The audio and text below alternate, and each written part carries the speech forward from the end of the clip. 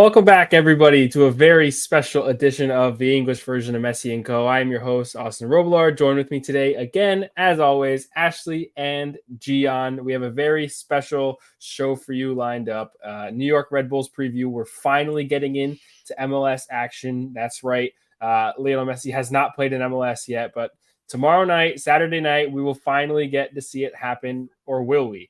We will discuss all of that and more coming off the back of a crazy semifinal, I should say, against FC Cincinnati in what was another penalty shootout. You had the Nashville shootout just before that. What a time to be an Inter Miami fan and supporter, and for everybody watching and tuning in around the world. We've got some numbers for you lined up about the impact and everything like that in today's show. So make sure you stick around. We have some great content for you. We're going to get a quick word from one of our amazing podcast sponsors, and we'll start off with a good one. If you're ready to transform your backyard into a haven of relaxation and luxury, look no further than our amazing podcast sponsor, L'Acqua Azzurra Pool Services. With over 20 years of industry experience, L'Acqua Azzurra is a name you can trust when it comes to services, equipment repairs, and restoration for all things pools. If you're looking in the South Florida area for your pool to be serviced on a month-to-month basis, L'Acqua Azzurra boasts an impressive 5-star rating on Google reviews, and it's a testament to their dedication to customer satisfaction and top-notch service. Also, if you mention Messi & Co., you will get your first month of pool service absolutely free. So don't wait. For pool service, patio renovation, or more, call them now at 954-793-7206 and get a free quote for any project. Thanks, L'Acqua Azzurra.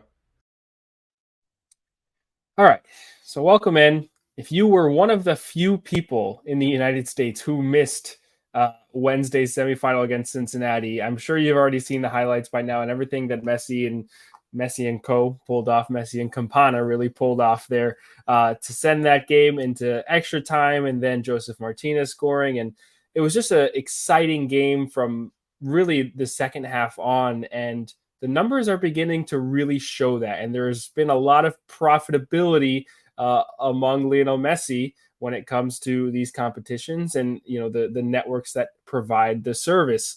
Ashley, you have a couple of things to add on here and explain to all of us what are you seeing right now from Lionel Messi's impact to the TV networks and so on.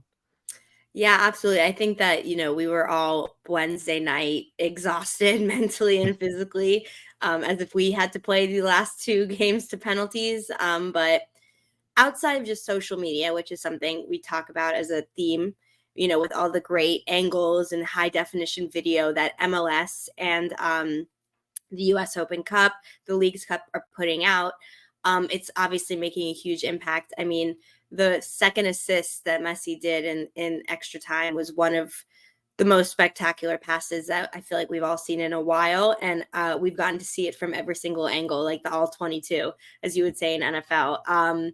So yeah, social, it's continuing to get those millions of views.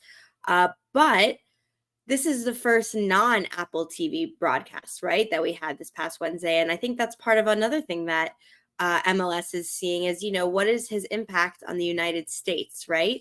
And so I have two really, really interesting, in my opinion, sources of analytics. First of all, from the incomparable Michelle Kaufman from the Miami Herald.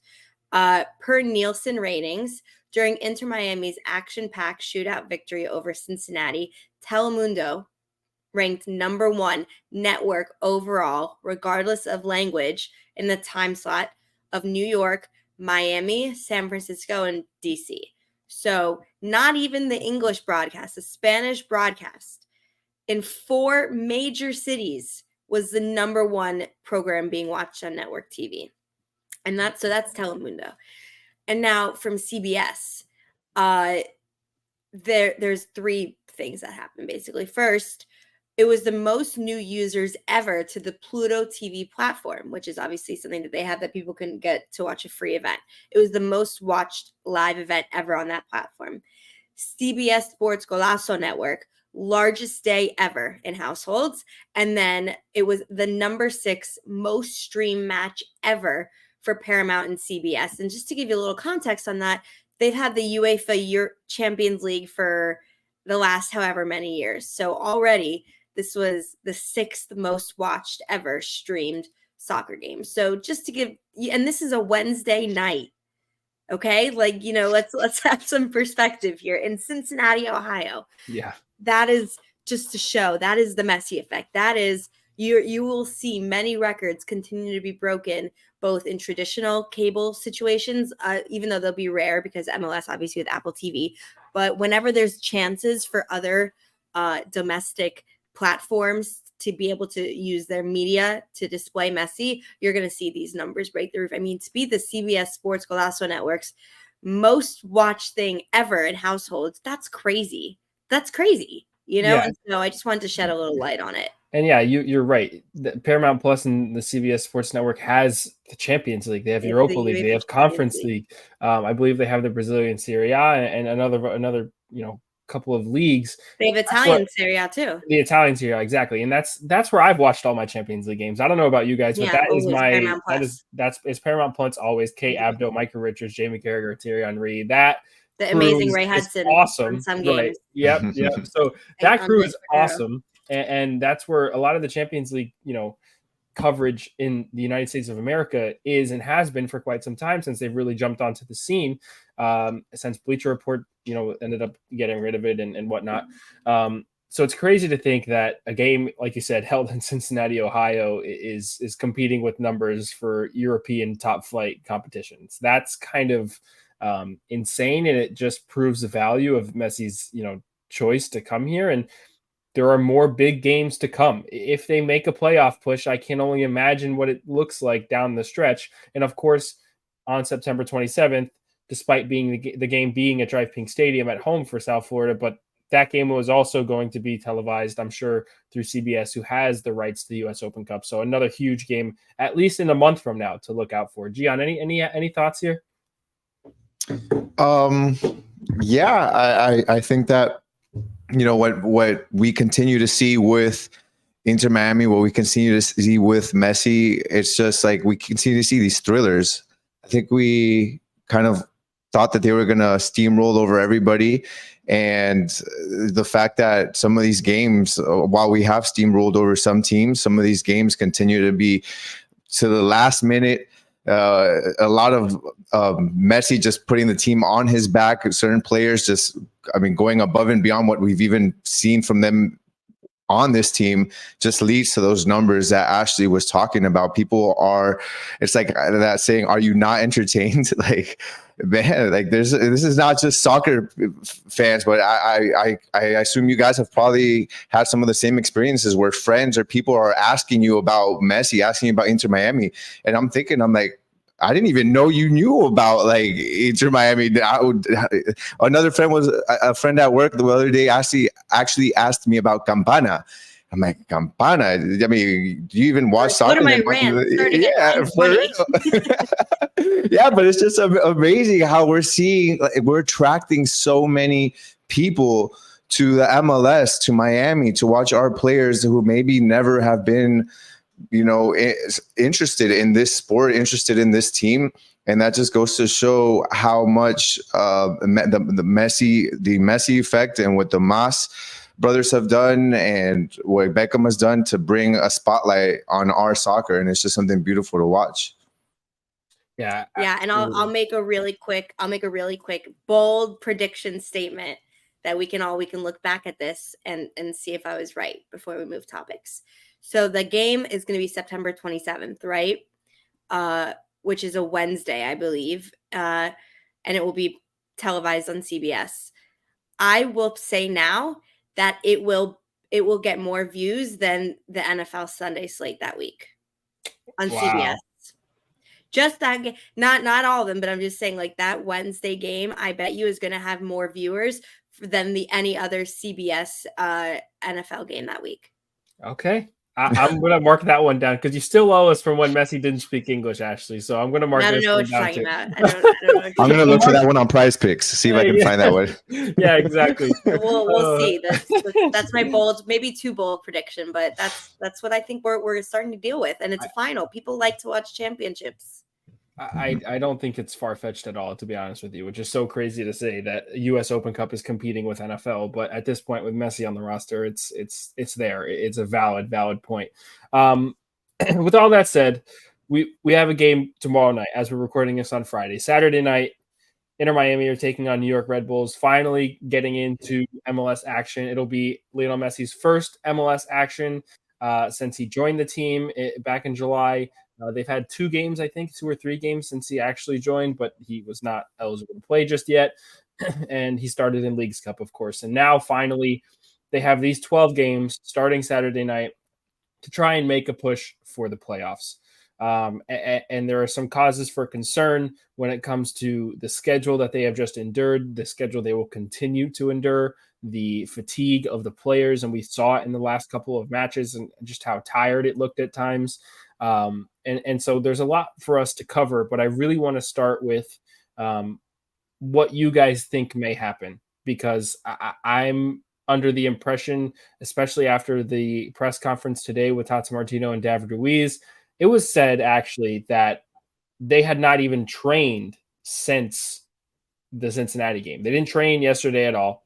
They left Cincinnati, got to New York, I believe this afternoon or this morning, had the press conference, and they were going to have an evening session. So they took as much time off as they possibly could, according to Tata Martino, and they still hadn't even assessed what they would do with Lionel Messi. Tata Martino said that no decision had been made. They were going to wait for the session, the Friday night session, and have conversations between the coaching staff and the player and other players, all themselves, to decide what's going to happen. So I don't think that they have gone into this knowing what to do. And with about 24 hours to kick off without having that decision, it kind of makes it seem like it probably won't be a start for Lionel Messi, but you never really know, because then you have somebody like David Ruiz, who also spoke today and said that, the team knows they have to win every single game. It's their duty to go out and compete, because they have to. They are in a position in the playoff push that is not really favorable,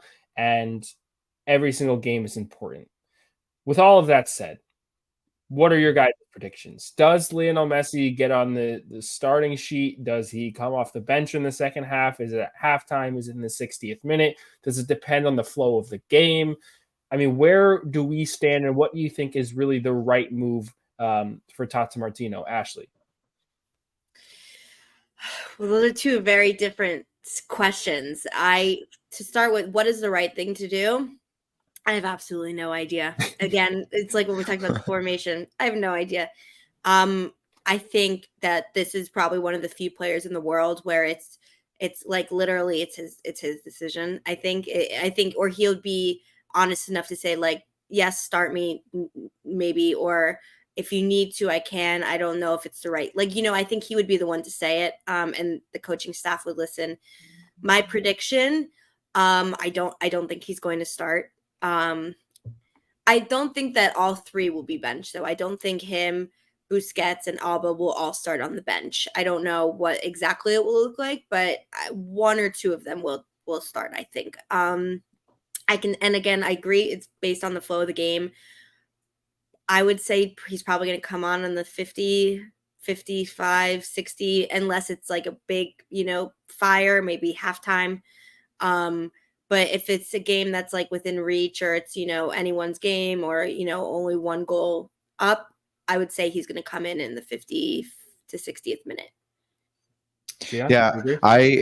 So I know that, at least from the quotes, we realize that this team understands the magnitude of what is in front of them now that they're beginning in the MLS league playoff push. We've heard that from Tata. We've heard that from Ruiz and many others, right? So we know that they take every game important, and they know that they still have a chance to continue. With that, we also know that they've logged a lot of minutes in this Leagues Cup, in the U.S. Open semifinal that they just played. We've got players into like almost 800 minutes of gameplay logged in such a short amount of time. So I think that it's going to be really important to figure out a way to make sure you rest key players without risking your ability to win these games. And that's what Tata gets paid the big bucks for, right? So he's got to make that decision. He's also said that he's going to allow Messi more than anything to make this decision, But then he also said something recently where he said if it was up to Messi, he'd probably play every game. So I think whereas I feel like that mindset is kind of changing a little bit. And he's like, I might have to make the decision for him, right? So what I think is going to happen, or maybe what I would like to happen, is to see some of the key players get their rest. I don't think Messi's going to start. I don't think he should start. I'm looking at this game and I'm seeing New York Red Bulls, right? That's who we're facing. I'm seeing a team that's 11th in the Eastern Conference.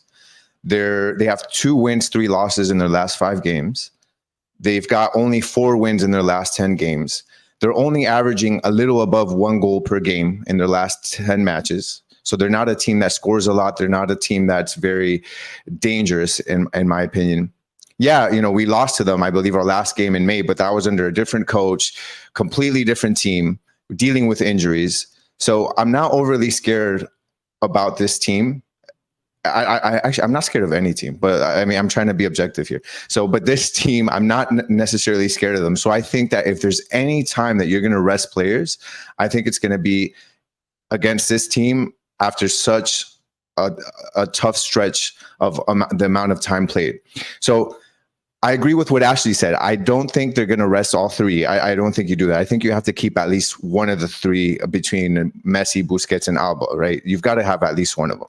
So if I've got to choose between those 3 to see who is going to stay on the field, to me, Messi is one of the ones that has logged the most minutes, and he's the oldest. You've got Busquets, I believe, has logged the second amount of minutes between those 3, and Alba seems to be the freshest. Well, so I think Alba's going to start. I think Alba's going to be there. I think our back line is going to be almost the same. I think you rest Christoph because he's the older from that defensive line. He's also the one that's logged the most minutes. So I can see Kamal and Aviles starting as center backs, and then you still got Yedlin on the right. So you've got two veterans on the team. You've got your captain in Yedlin. You've got Jordi Alba. So at least you're pretty well set there. I see Arroyo probably coming in for Busquets, along with Gian Mota. Well, let's give him a second chance. I know I was a bit tough on him on our post game, so we'll give him a second chance. To me, the if is it going to be Gomez or is it going to be Kremaski? That to me is it. Kremaski's young. I think he can handle the load of time that he's played, but I would lean towards Diego Gomez. Let's give him an opportunity, and I think Kremaski sits, and then Facundo Farias has to see minutes, right? I mean, after what we saw. And if there was ever a time to start getting him acclimated to that starting role, I think we see Facundo Farias from the start. I think we see Leo Campana. You rest Joseph, and then on the right, to me, on the right wing, that's where I'm iffy. Taylor has logged minutes. Do you want to put Taylor in? Do you want to put Robbie Robinson in? So I think there's a bit to play with there, but that's kind of like what I see right now. I definitely see Messi and Boosie sitting. I see Alba starting, and then you can kind of tinker between there and try to figure it out, but we won't know until tomorrow. But I definitely see some players resting for sure. So here's where between the Leagues Cup and the US Open Cup, the number of players who have logged the most minutes for Inter Miami this far. Drake Callender obviously has played every single minute, 750. The second player under Drake Callender is Sergei Kristov with 733 minutes. Under him is Lionel Messi, 684. Under Lionel Messi, Sergio Busquets, 678. Then you have Yedlin, Miller, Taylor, Arroyo, all above 600. Joseph Martinez, after not starting last match, with 512. Jordi Alba coming in a little bit later at 501. And then just under Jordi Alba is 461 minutes. So those are the guys who have been. Does Jordi Alba already have over 500 minutes? 501 minutes for Jordi Alba. That surprises me because I feel like he's been going out for Noah. Like, I feel like Noah Allen's been getting a good amount and he came later than everyone. That really surprises me. Noah hasn't seen the field in quite. I agree that it feels like that, but I don't think Noah's seen the field other than in that semifinal for quite some time. We played in the Philadelphia game. Because remember, he got the foul and Messi covered for him. Yeah, that was what. But he came on in he came on stoppage time, if I'm not mistaken. I guess I have no concept of time. Honestly, that's very possible. I wouldn't have guessed. But here's the thing about Noah Allen. Between Benjamin Kremeshki's 461 minutes, there's a huge gap in between Kremeshki and Noah Allen, who's the next in line for minutes. It's Noah Allen at 261 minutes.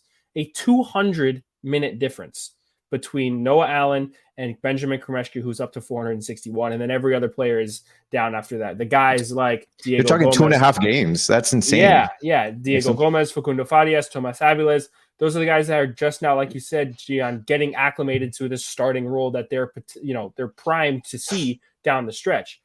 I do believe you see Facundo Farias start. I think that what you saw from him coming off the bench was lively, to say the least. He was energetic. He loved being on the ball. He could dribble through anybody. He's the one that I look at and I say, "Ooh, Miami are going to have a hard time keeping him." I think Miami are going to struggle to keep him around for more than a couple of years because he looks good. But we'll see how that plays out. That's what we think is good. If you can get some of those and they go to Europe after a good 2-year shift, you're going to start seeing bigger talent start to do that, Exactly. And then with Sergei Kristov at 733 minutes, a guy like Tomas Aviles could probably step in and maybe play in a back four alongside Kamal Miller, or you use a back three, use Kamal Miller, Noah Allen, and Toto Aviles. I mean, there are other variations that Tata Martino can play with. And then for Diego Gomez as well, I mean, you've got Arroyo and Kremeshki on this list. It's 608 minutes for Arroyo and 461 for Kremeshki. I do agree, though, Gian. Kremeshki is young, should be ready to go. Arroyo just got his rest. Unless there's a lingering injury, he should be able to go in this one. I think Miami would benefit from Dixon Arroyo playing. So there are a lot of rotations that are possible, and this is where the depth comes into play. And right now, in middle to late August, going into September, when things are getting tight in MLS leading up to, decision day, this is where the depth has come into play historically. And Miami have struggled over the last 2 seasons to get over the hump. They've done it. They've done it once or twice under Phil Neville, I guess, or once really. And then there was 1 year where they missed out. But right now it looks like Tata Martino has a side that you can use rotation and still be a competitive team in MLS. This is not the same team that has 18 points in 22 games. It's not at all. With all 6 reinforcements that they've brought in, the way that other players are starting to play because of the impact of Lionel Messi and the rest of them, this is a completely different team. So you have plug and play kind of guys, and we talked about this post game as well. You have plug and play kind of guys where you can tinker with the formation if you need to, but in reality, I think there are some straight swaps that kind of work. So we'll see what kind of happens. Is there anybody that you guys kind of are hoping is in the starting lineup outside of maybe Lionel Messi, but like in terms of the guys that we've named who haven't played as much, is there someone that you would really want to see against Red Bulls? I would have liked to see Noah Allen. Noah Allen, okay. Yeah, I'd like to see Aviles and Facundo Farias, because I think Aviles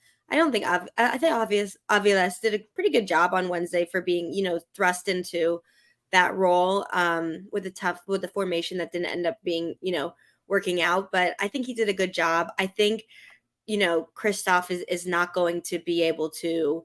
He's certainly not the forever solution. And I agree, he's starting. It has the wear and tear and being beat on those one-on-ones. Like, it's starting to add up for him, even though he did a lot of great, he gets rid of fires pretty well. But I'd like to see that. And then 100% Facundo Farias. I think I hope Kremeshki gets to start. I think Mota and Kremeshki would be good, because I think what they're going to have to try and do is you have to try and bring some of what Messi brings, like in small increments. And so I think that Mota brings the creativity and the not just being, basic, okay, go out to the wing and send it across. He will have some creative ideas to try and keep the defense on their toes. And then funny enough, I think Kremeshki has the discipline actually and the calmness that Messi has in some instances, obviously not to his level, but to be able to, if everyone, gets a little ahead of themselves, if they have a breakaway, if they need to kind of reset, he actually seems to be really on top of those things. And so I can see a midfield of Arroyo, Kremeshki, and Mota being a good start, because while I think Gomez has a lot of potential, I wouldn't want to not have Messi plus have him try to be like Messi. I agree 100%. Be a little too ambitious. And so I'm good with his ambition when Messi is on the pitch, when Busquets is on the pitch, when, they're not always perfect, but you're good with it if you have people who are going to be able to back you up. And I think Mota also is sort of similar in that way where he thinks more forward than backward. He at least has the more experience and more calmness to be able to try and pick and choose his moments. And I think if Busquets is off the pitch, Tata will give Mota that instruction to say, hey, relax a little bit, play a role that we really need right now. Don't try and, over exasperate yourself and go too forward. And I think Mota has shown that he can be disciplined in that role before, and he could probably accelerate or excel in that again without Sergio Busquets on the field. And one thing I want to mention, you did say that you thought Thomas Aviles had a good game. And I do agree that he had a good game. And one thing that I noticed, and I just checked the stats to see if I was backed up, is that Thomas Aviles in that back five was really trying to press the ball forward. And compared to Sergei Kristov, who played 120 minutes, Thomas Aviles still had more passes into the final third in his 78 minutes played. So over 40 minutes less played for Thomas Aviles, had more passes into the final third than Sergei Kristov. And we've seen how good Kristov has been at that. He's gotten an assist off of it, for Christ's sake. So I think that that's important, especially if they want to be a team that builds out from the back and going against a Red Bull side that likes to press, who might make you uncomfortable in the press if you are holding the ball too long.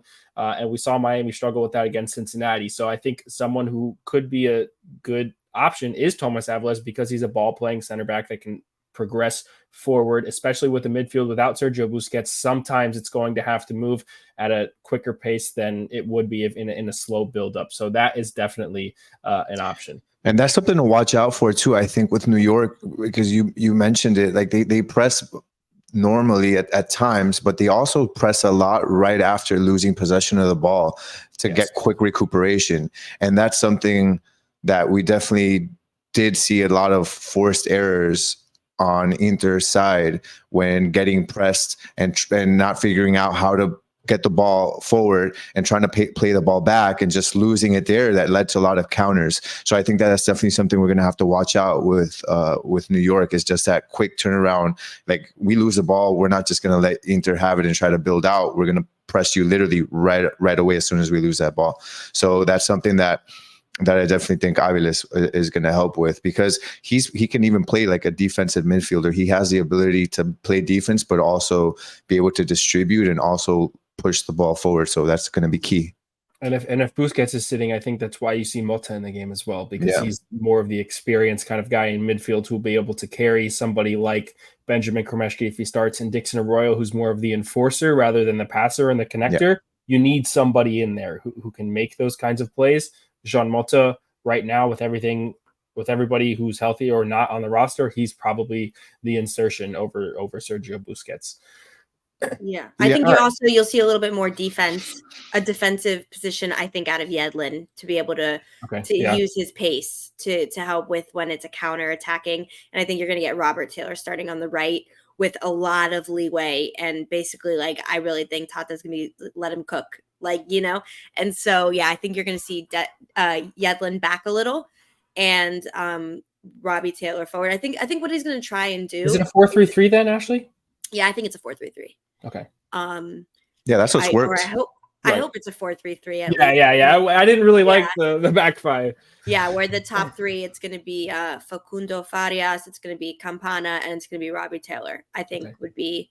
And with that midfield, we said, I think those are ways where you're not recreating, obviously, the greatest player to ever play, but you're trying to keep some of the flow and the kind of, offensive runs and crisp passing, things like that we've started to instill. And when we've gone away from that, that's when we've really seen problems. So I think those kind of players try and help appease that a little bit. Yeah, I just want to touch on something Ashley said. I just want to say that I agree with you in regards to Yedlin probably playing a bit more back, just because when we look at New York and the way they play, a couple of things on offense. Because if we become too offensive, and we've got, again, I mean, we talk about this literally every pod, how our fullbacks are literally all the way up and we get killed on the counter. A team like New York likes to push up with a lot of numbers. A lot of times they've got 8 on the attack and they leave their 2 center backs defending. So if we're caught lacking with really small numbers in the back, that's going to be a big issue for us. Not to mention, Red Bull also like to play on the wings very much, and they like to use Token and Harper.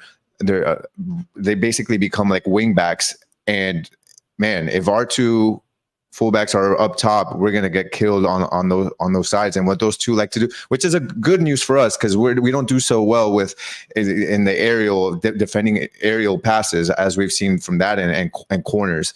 But what Token and Harper typically like to do is attack on the wing and put passes on the ground, and usually those passes on the ground are towards like the first post. So you're going to see their center forwards trying to make that a quick run to the first post and try to tap it in. So I think that's something to keep an eye out for. But most definitely, I think that's something that Tata's going to recognize, and to what you said, Ashley, probably keep Yedlin a bit more back, and having Arroyo there if Busquets doesn't start is going to be key, because we know he gets very involved in the defense. He's a pit bull, and he likes to make sure he's in the right spaces. He doesn't push too high up. Well, one thing I'll add there is that in this last match against Cincinnati, because they did come out with a back five, or with 3 center back formation, we'll call it, and you saw Jordi Alba and DeAndre Yedlin out on the wing. Depending on the position of the ball, when Miami were in possession, they were kind of acting like when we talked about this post game, it was very fluid, and you saw a quote unquote back four, depending on if Jordi Alba was raised up the pitch, or depending on if DeAndre Yedlin was raised up the pitch. And so I think that is, depending on the rotation, what Tata Martino wants to do. If Noah Allen is going to come in as a third center back, if Kamal Miller is good enough to go, that you have maybe Noah Allen, Thomas Avilés, and Kamal Miller without Sergei Kristov if he's rotated, then you can play DeAndre Yedlin and Jordi Alba on the wings and just make sure, because I really didn't see them get caught out too much against Cincinnati. Granted, Cincinnati don't play, a formation where they attack the wings. That's not what they do. They like to attack up the middle with Luciano Acosta and Brandon Vasquez, and that's kind of what you saw. It wasn't until the second half when you had, Alvis Powell get subbed on, and he was making those runs from left back or right back, wherever, trying to dart through. But throughout the match, that wasn't really a threat, I think. And so obviously the personnel is definitely one key difference between Red Bulls and Cincinnati, but I thought that they were disciplined enough to not get caught out. And that's kind of making me think that Tata might stay with a back five, only because he can use, without Lionel Messi, you can use Yedlin or Alba if he's to start for some help going forward. And I also think that with younger, more inexperienced defenders like Noah Allen coming in for possibly Sergei Kristov, to get extra help and aid for those dangerous wingers, if they stay disciplined, of course, to stay back, to get the help when John Tolkien comes in and makes that first ball, depending if it's on the ground to the top box, wherever. I think that the numbers will help Miami, and a lot of the times when we've seen Miami get caught out with numbers, it's been because of the back four, because you see Yedlin push up or Alba push up, and then you're left with 2 lone center backs, and you have to rely on Sergio Busquets or Dixon Arroyo dropping in. And so I think that without risking a midfielder, granted, we're going to be down Busquets, maybe Arroyo does play and that changes everything, and he is going to be used as a third center back at times, especially when defending in transition. But without Sergio Busquets there, without that kind of key maestro to retain possession and not lose it and give up transitional offense, maybe you do see a back five. Maybe you do see Noah Allen play alongside Avilés, and you see a kind of like, what do they call those? It's slipping my mind, but you just see something rotating back and forth depending on the position of the ball. A pendulum, exactly. So and that's what I see the back line doing, just going back and forth. But again, I just don't want to see an overly defensive game plan. Yeah, that's what I don't want. Then for that well, so I think that if you go Jordi Alba, Noah Allen, Kamal Miller, Thomas Avilés, and DeAndre Yedlin, that's your back five. Then I think, honestly, you just keep Robert Taylor on the bench. You get the midfield 3 that you guys had just mentioned, and you put Farias and Campana next to each other. That's kind of how I see it. That hurts my soul. I just don't like the overly defensive game plan, because Miami is a team that thrives with possession. And when we do that, we give possession to the other team, And that's just, I feel like, I don't know. I just don't like sitting back and waiting for them to attack and then taking what they give us. And that's kind of like, I felt like last game played out against Cincinnati, more so than anything in the second half.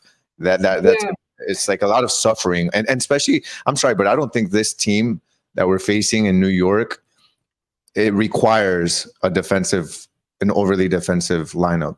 I don't know. What do you think? It requires numbers, though, in that middle part of the field to make sure you have triangles to beat the press. That's kind of where my head is at too with that. That I think that without Sergio Busquets and Messi there to be able to combine off of each other, play passes and break lines, if you have, 8 men in the middle third of the pitch while you're trying to control possession and build up into an attack that is having to endure a Red Bull's press, whether it was off of a heavy touch or whatnot, then it helps you. You just have a numbers advantage. And I think that Red Bulls might try and play a numbers advantage in midfield, and you have to go ahead and mitigate that with a numbers advantage of your own. I'm not sure that that's how it's going to go. That's kind of just where my head is at. Yeah, this is all guesses right here. Guesses. Let me just say that. Yeah. I mean, we're literally coming up with this. I hadn't really thought about this before the pod, but the more that you guys have, spewed information my way and your guys' thoughts and how I've been thinking about Red Bulls, this is kind of what's making sense to me, especially what we saw against Cincinnati. You're like, you two don't know at all what you're talking about. Let me show you. And again, head is all over the place because, again, we don't know if Busquets is going to start. We don't know if Messi is going to start. We're kind of, it seems like we're all pretty content with the fact that they're not going to start and Miami have enough to come off the bench to get a result. And we're kind of accepting the fact that they won't be there to play the first at least 45 minutes. We're under that assumption, it seems like. I agree. We're trying to figure out, we're trying to figure out what to do outside of that because we've never had to discuss something like this, not since July 21st. Yeah, but I would also say that, and this is maybe for people who are listening who are planning on going to the game tomorrow or watching and are nervous or unsure, I would say that unless it's like anywhere like 4 or 5-0 either way, Messi's going to be playing the second half. Like it would take, I think, a huge problem, like a huge swing either way for him not to play. So, I think you will see people who are going and etc. Like you will see he will play in New York. He will get his minutes. Hopefully we're winning and he gets to kind of come in the 70th minute. But like I said, unless it's a landslide, I can't imagine there's a situation where he doesn't play at least 30 minutes. And there was another interesting quote from Tata Martino from the hotel today where they did the press conference. And he was asked about the outside influence, aka fans paying ridiculous prices to get into an away match, or a home match for them, but just a match away from South Florida. And if that affects his decision on whether or not to play Messi. Direct quote, "I understand the expectations the rest of the world has to watch him, and that is undeniable. It is like that wherever he plays, but I cannot act based on that because then I would risk doing things wrong." That was an end quote. So I think that there is a level of not necessarily concern, but they are going to be conservative with Lionel Messi. And I think that there were some other quotes that I saw that it would go like this into 2024 as well. Is he going to be able to play a 50-game season with CONCACAF Champions Cup, Leagues Cup, US Open Cup, and MLS next season, playoffs maybe included, maybe up to 60 games in a calendar year at his age, at his level? That's not something you really want to risk. You want to be put into the positions to obviously win tournaments, and luckily Miami are there right now, other than in MLS, and they've already won one, and now they're in a final in another. So it's now just taking priority over the longevity of the player, making sure he can see out the 2.5 years comfortably and going from there. So again, he might not start, but as Ashley had just mentioned, I still think you, depending on the way the game is going, you still see him appear in this one. Yeah, I think that Tata is going to do what's best for the team at the end of the day. He's cognizant of the fact that the fans want to see him. He's cognizant of the fact that the TV ratings depend. Like, he knows all this stuff, but I don't think he gives it that much importance. He wants to make sure that he gets his job done, and that's to make Inter Miami a successful team and keep his players healthy and not overexert them. But one of the things, as we're talking about this, and I wonder, because MLS is a lot different than a lot of the leagues in the world, the way it's run, the way it's structured. And it almost reminds me of what we've seen like in the NBA, where teams sit players out, right? Exactly. Teams sit players out for marquee games, maybe a Christmas Day game, maybe a Thanksgiving game, and the league has stepped in and said, "Hey, you can't be doing that." So with Adidas, with Apple TV being involved, and everybody getting to with the MLS trying to make this Messi acquisition, making it possible for Miami.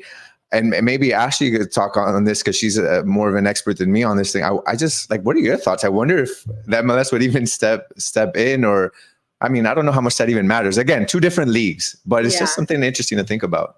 Well, I would say that I think that I'd be shocked if there wasn't something in his agreement and just the MLS Apple, like that play, like you have to play a certain percentage of overall game time, maybe 60 or 70, like something in that window, that unless there's an injury, you have to play X amount. But it's certainly not 100. And yeah, I mean, he's so far played pretty close to 100.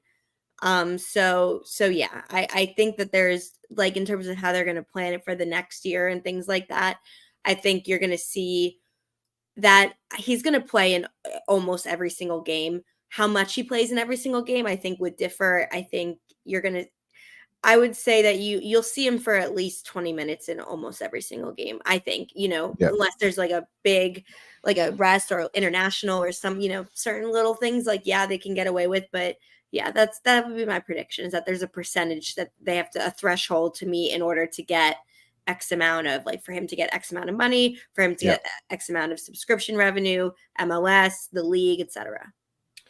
Well, let me hit you guys with a bit of reality. And the reality is Miami are in 15th place on 18 points, and it would only make sense for Messi to play in 100% of the games if they want a realistic chance at making the playoffs.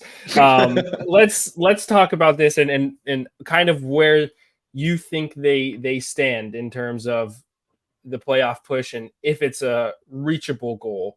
So 18 points, 15th place. They're last in the Eastern Conference. They have to make it up to 9th. And in 9th place right now is Chicago, who they do have one game against. It will be played at Soldier Field in October on 32 points. So a 14-point gap between 9th and 15th place. However, Miami do have 2 games in hand on most teams above, 2 or more. The only team that they don't have 2 games in hand on are Charlotte FC. They only have 1 game in hand, but they do play Charlotte FC twice down the stretch, the one game that got postponed and the last game of the season. So in reality, they can go ahead and make up points there. New York Red Bulls sit in 11th place on 29 points, so just 3 points outside of Chicago and for that 9th place spot. And what I said to Gian in the post-game show was that games in MLS won on the road are the most valuable.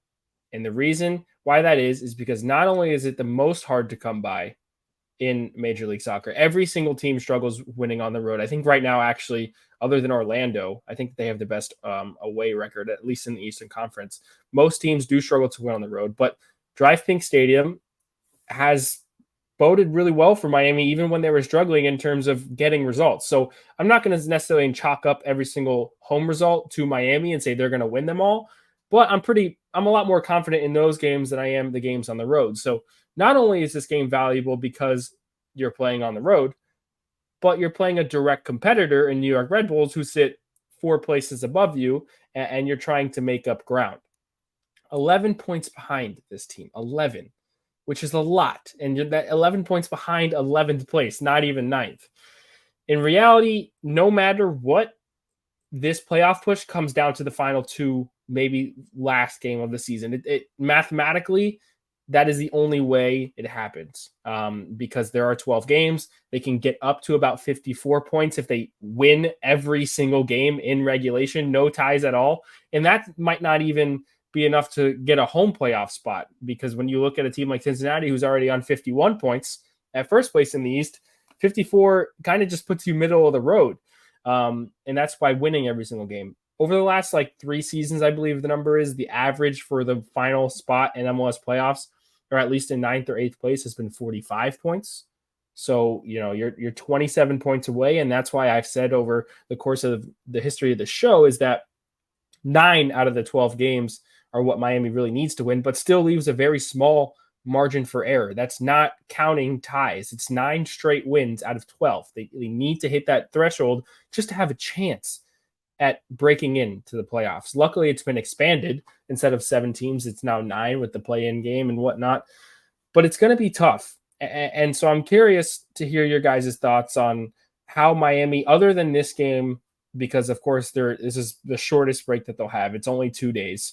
But other than this game, how do you, as a manager, as an organization, look at this and say, do we just stop caring, or do we really want to go ahead and make this push? Is it worth it to take the risk and make this push at the playoffs? And after Saturday, what should be the plan going forward?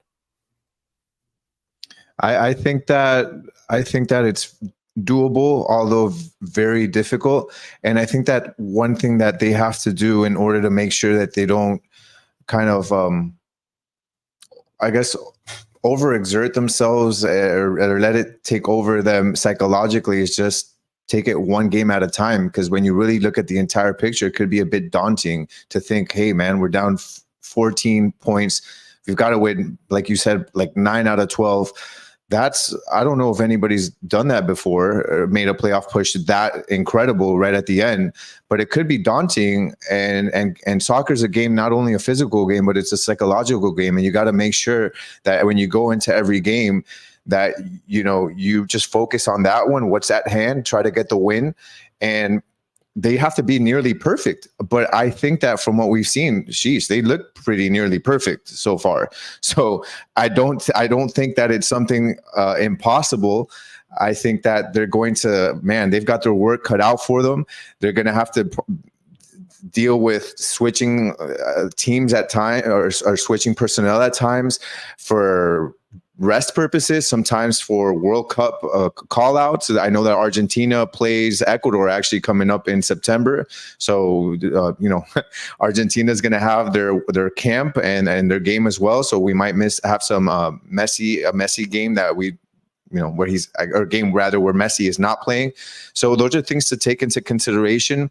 But I think that one of the, again, just taking it one game at a time, until what you had mentioned before, Austin, is also, there's going to be teams that are on their way or that aren't in that playoff spot. And those are the teams that you want to focus on making sure that you jump ahead of. Those are the teams that, as you said, it's not just 3 points. It's basically like gaining 6 points, because you're taking away 3 points from those teams that are ahead of you, that are out of a playoff spot, and then you're gaining 3 more, right? So those are going to be some of the most important games, because you and me had discussed, what are the games where you're going to be like, okay, maybe we can sit some players out, maybe we can, tinker the lineups, and especially because you have games in hand. That's exactly. You've got 2 extra from these teams. Exactly. You have some games in hand, so you want to make sure that you're very. And this is something Tata's going to have to do, is be very strategic. When do I tinker the lineup? When don't I? When do I have them rest? That sort of thing. So, just to end is, I think we're good. I think we can make it. I think that it's going to be difficult, and some of the most difficult things are the sweetest at the end. And lastly, how can you not dream about the Leagues Cup, a U.S. Open Cup final coming up, and getting to the playoffs it would be just insane. And then if you get into the playoffs, man, you got a treble opportunity there. I don't want to jinx myself or get too ahead of it, so I'm going to stop right here. Okay. I feel similarly. I think that they're going to keep making it competitive, because it's good for the league, it's good for the team, it's good for the culture. I would be very surprised if they didn't make the play-in, to be honest with you. I think they could be the 9th or 8th team. I don't think they're going to get, I don't think they'll be a top 4, but, and I mean, again, there's a lot of factors we don't know about. But that's all I'll say is I think I'd be very surprised if they didn't make the top 9. And, you know, there's a lot of quality on this team now, and the more time they have to figure it out, the better. So I think we're going to continue to get stronger. And it's about, I think that like these next few fixtures that we have away with New York, home against Nashville, these are really big games to be able to, you know, help with the trajectory of us like continuing on that playoff push, giving all players in the rotation confidence, etc. With all of that said, thank you so much, everybody, for tuning in. Inter Miami and Lionel Messi finally getting to return, or at least for Inter Miami return, but Lionel Messi will take part in his first ever MLS action on Saturday night against New York Red Bulls away from home at Red Bull Arena, 7:30 p.m. on Apple TV. You definitely won't want to miss it if he does start, if he comes off the bench. We'll see if all of our takes have been invalidated in about 24 hours. The exact same starting lineup. Exactly. We'll be like, well, never mind. We don't know what's going to happen. But again, thank you so much for listening. If you haven't already, make sure you follow us on Twitter at Messi and Co. We're tweeting out all of our podcast content and live tweeting throughout the games as well. So if you want anything, you don't want to miss it, it's all there. And if you're listening on any podcast platform, whether it's Apple, Spotify, Google, etc., make sure you follow the show, rate the show, and leave us your comments on Twitter because we can get to those as well. And if you're watching on YouTube, 5 Reasons Sports Network, make sure you subscribe, turn on the notifications, like the video. And for Ashley, for Gian, and myself, everybody at Messi and Co. and 5 Reasons Sports, we will see you after the game from our desktops. And depending on the result, we'll be in a great mood or a little bit lesser of a mood. But thank you so much for listening, everybody, and we'll see you guys next time.